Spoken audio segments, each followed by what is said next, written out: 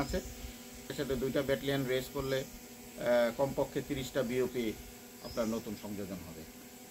যেটা হলে আশা করি যে এটা অনেকটা আমরা আয়ত্তান্ত এলাকা আমরা সুরক্ষিত রাখতে পারব। স্যার, এই যে আরেকটা বিষয় হচ্ছে, বিশেষ করে চট্টগ্রাম, পার্বত্য চট্টগ্রামের কথাই বলবো আমি।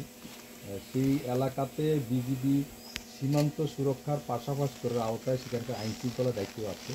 আপনি যেটা বলেছেন যে সাম্প্রতিক সময় যে খাগড়াছড়ি এবং সেখানে বিজিবি সেনাবাহিনীর পাশাপাশি বিজিবি অন্যতম ভূমিকা পালন করেছেন এবং আমাদের এখানে যে ব্যাটালিয়ন কমান্ডিং ওনার ব্যাটালিয়নের আওতাও ওনারাও কিন্তু তাদের রোশানলে পড়েছিল এবং বেশ কয়েকজন এটাতে আহত হয়েছিল আমি যতদূর জানি।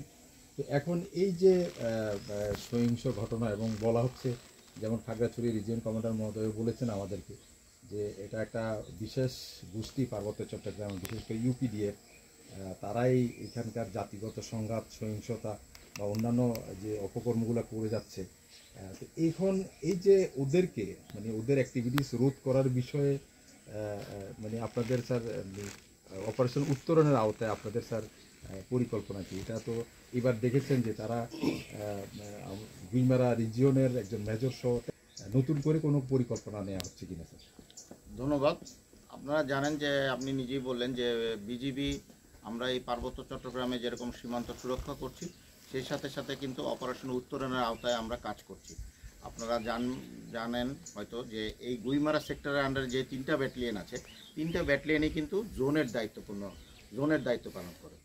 এই পার্বত্য চট্টগ্রামে এই অপারেশন উত্তরণ আন্ডারে জোনের দায়িত্ব পালন করে।